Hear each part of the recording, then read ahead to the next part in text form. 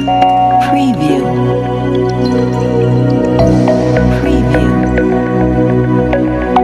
Preview. Man may Fatoumata Mané, représentante du maire de la commune de Fimela,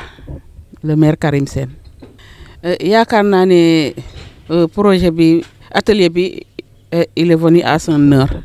parce que ñun femmes yi vraiment yàkkamti woon nañ ko ci suñu zone bi parce que changement climatique yi ñu ngi ñuy touché bu baax mu ngi touché zone bi bu baax te aussi li nga xam ne moom la ñu wax ne moom moo fi feeñ aussi dafa ñëw yokku ci changement climatique yi ñuy wut loo xam ne moo ñu koy saafaral loolu ñëw yokku si bu ñu gisee koo xam ne ñëw ne pour jàppale ñu du ñu def dara lu dul sant ko di ko gërëm. li ñu tàggat ci justice climatique mooy li nga xam ne moo fi amoon te amatu fi depuis les 50 années passées ñu gis li nga xam ne moom moo fi changé mooy mala yi nga xam ne amoon nañ fi amatuñ fi àll bi nga xam ne naatoon na naatatul ndox mi nga xam ne bëri woon na bëreetul loolu yëpp ñu ngi ñu ciy tàggat depuis ci suba ba tey. ci biir commune Fimela changement bi rëy moo fi nekk ak li ko wër yëpp parce que du ma wax ne commune Fimela yëpp naa wax ne arrondissement même pas région de Fatick sax parce que changement bi moom fépp la laal. wax naa ay sensibilisation. ñu sensibiliser aussi avec des subventions yoo xam ne dina mun a tax ba loolu bu ñëwee aussi bu ñu laalee itam du ñu mun a gaañ do trop mais il faut que ñu am ay subventions yoo xam ne wala ñu boole ñu ci ñi nga xam ne loolu lañ fay am ñu mun a aar suñu bopp ci loolu. waa salaamaaleykum. man maa ngi tudd Mbaye Diom nekk présidente union locale bu jigéenu Marlodj di nuyu ñëpp di baalu ak ñëpp. di rafetlu tey li nga xamante ne mooy atelier bi nga xamante ne moom la ñuy def tey fii Pélican mu nekk jigéenu Marlodj union locale bu Marlodj ñu kontaan tamit ci wàllu accompagnement bi parce que ñi ñuy accompagner mooy waa LSD vraiment ñu ngi kontaan ci ñoom di leen remercier bu baax a baax a baax a baax a baax. waa li ma ciy yokk rek mooy waa LSD xëy na yàgguñu. mais li nga xamante ne tànk yi nga xamante ne moom la ñu taxawee defe naa ne suñu digganteeg ñoom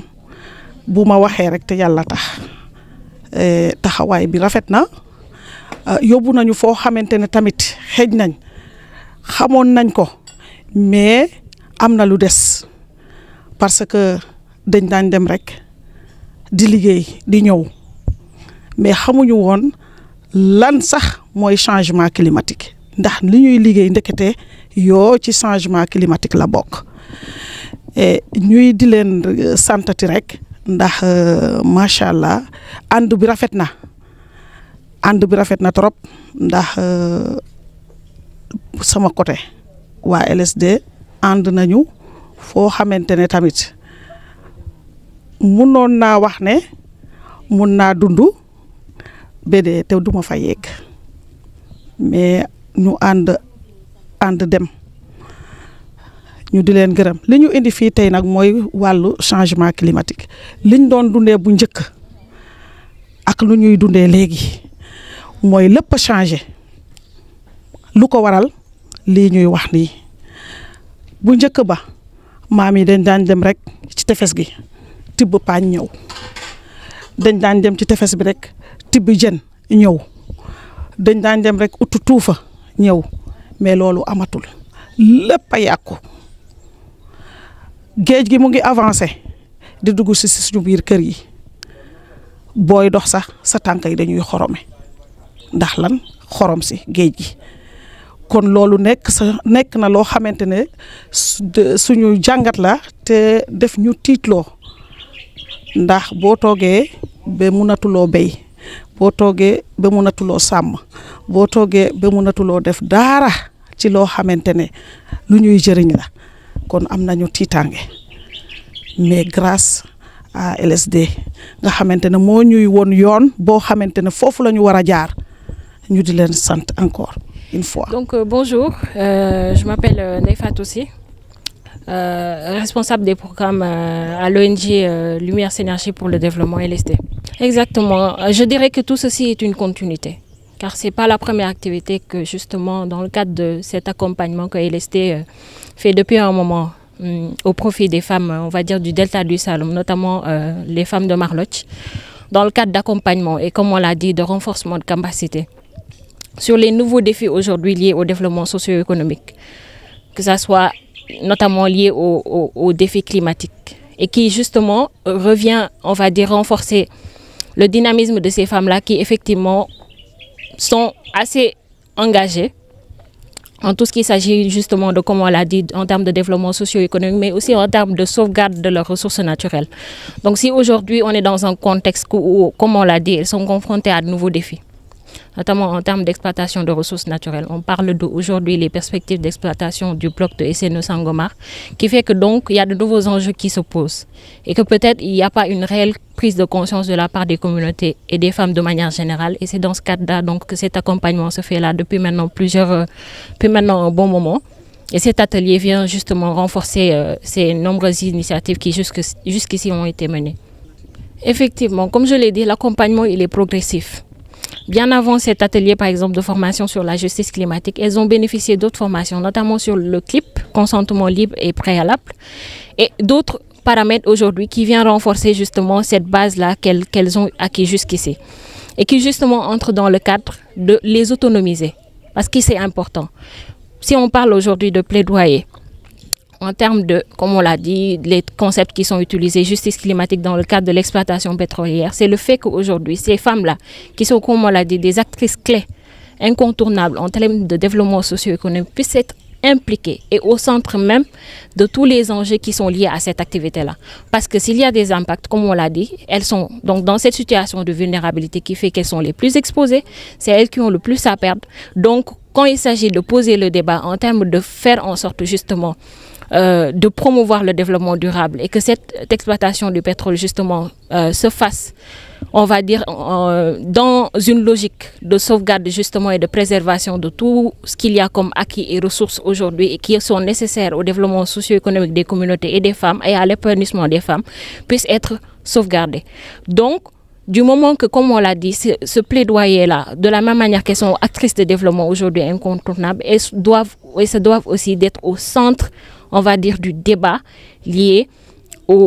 à l'exploitation du pétrole et qu'elles soient également incluses dans tout ce qui s'agit, dans tout le processus qui va accompagner justement ce plaidoyer-là. Et donc, oui, effectivement, c'est dans ce cadre-là, donc, comme on l'a dit, que ces initiatives de renforcement de capacité et de formation, que ce soit sur les concepts de justice climatique, Alors, pour le contenu local, justement, il s'agit d'adaptation parce que justement, ces formations-là n'est pas justement adaptées au contenu local.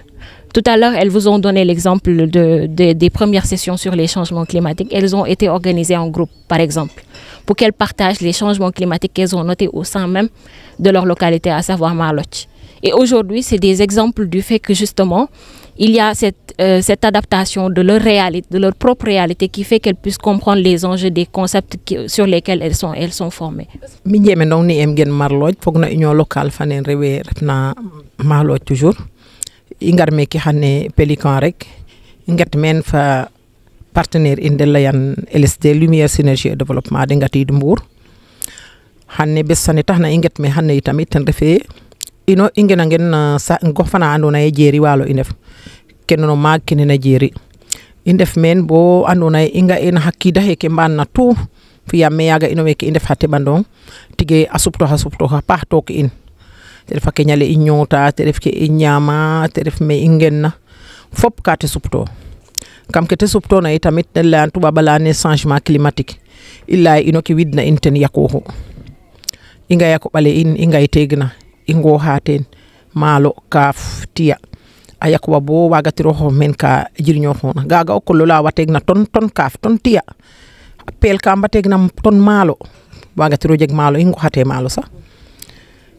tiya fane o ho hanga xanu uf khasa ko habetat lanke o utangan o gasangan o jego saku leng tiya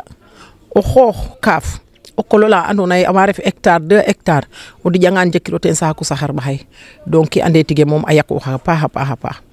kena foganke illola o magule nyaaji dajo fi tok in lanke jem fofle yera felater illola no saho sahbo wa LSD angar ayona inten ideta pexey namimbika bo mbago ñoxor fi tigen kam kena refna fa in ɗom leen jasle godel fof le ñaaj pa njegate tufa njegate hayu njegater de lay pétrole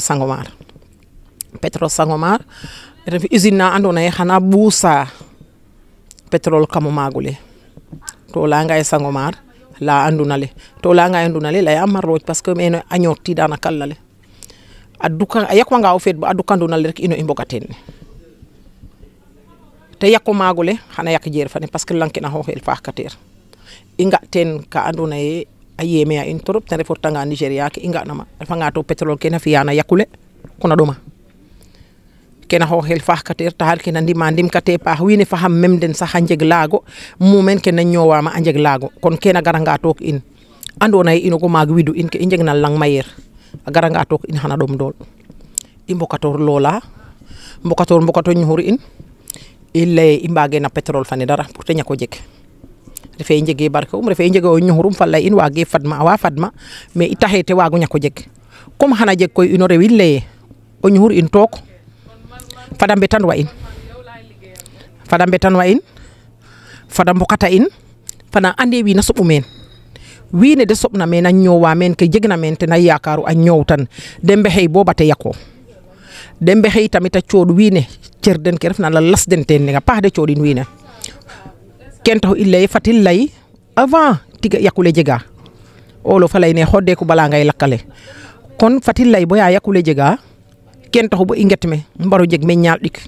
i nget an bazuk nget me njeg ñaal ɗik refe xa keta xeke soom den i mbiya teen parce que i mbi'a teen camp climat Marlodj toujours fa LSD donc ka ñoxo in fop kena ref i mbug LSD genota in a moƴo damta in na tamtal te damta in te refe a assister a in a ɓisanida in expert ka andona ye andame tige jofa fa in